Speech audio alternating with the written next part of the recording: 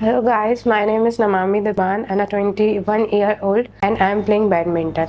I played national level badminton and I have 5 certificate of state certificates and one national open certificates. And that's all. And my injury caused due to badminton while period to 5 years I was playing.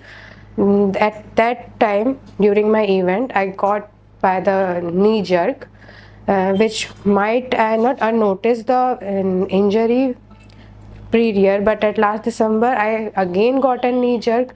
Then through MRI I got to know that what the actual problem of my knee is.